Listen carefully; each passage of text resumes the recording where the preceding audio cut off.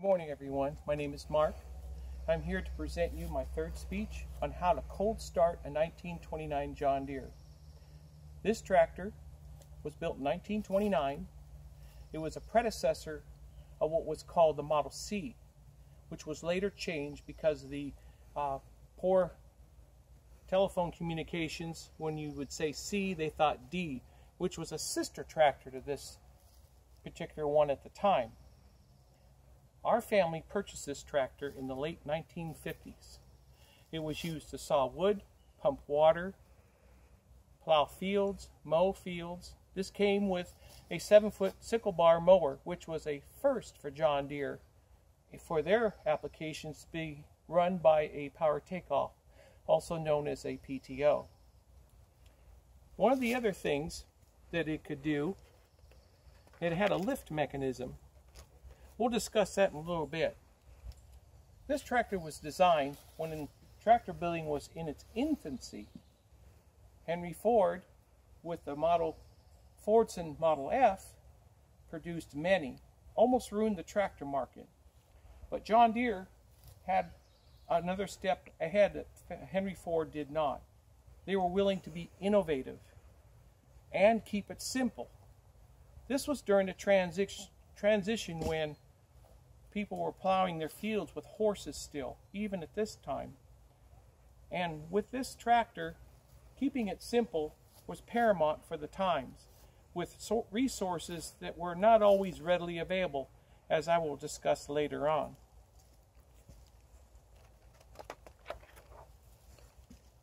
I've become acquainted with this tractor and its functions over the course of time.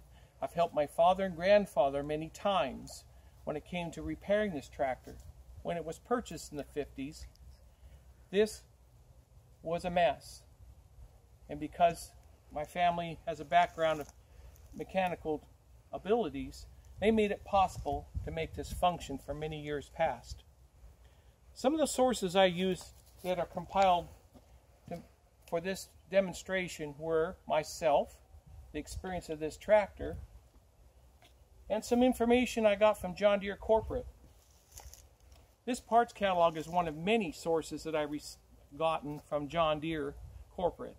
This is a parts catalog that is helpful to identifying parts to this tractor and other components that came with this tractor on the time it was designed. Another one that I have here is this John Deere Century book I purchased at Barnes & Noble's. This proved to be a very invaluable book that I purchased just recently. This is one of the sources I use as well. Another source that I used is tractor data. It provided me with technical data with this tractor.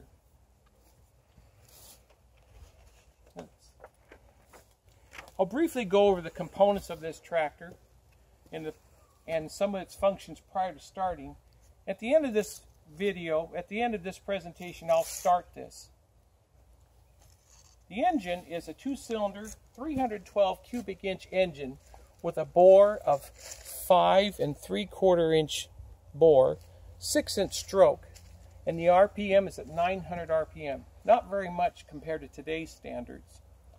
The horsepower, back in the day, they rated it in 2 different places. This one has 10 horsepower rated at the drawbar, which is behind the tractor, which pulls the plow. The other rating is at the pulley, which is on the other side of the tractor. That side of the tractor, one of John Deere's features, is where you belt up your pulley belt to your thresher, your pump, buzzsaw, what have you. It has a unique feature because the clutch is internal of the pulley. Another unique John Deere feature. This is connected to the clutch. It's the hand clutch. It has a feature of which you can operate standing on the other side, and one person can actually put the belt on and operate the clutch at the same time. Not a safe feature, but that's what they did back in the day. Simplicity again was a key. Ruggedness. And one of the things that was also common for the day, such as, for example, the Fordson Model F, that you start this using gasoline. Gasoline tank was typically right here. For purpose of this demonstration, I'm only using gasoline.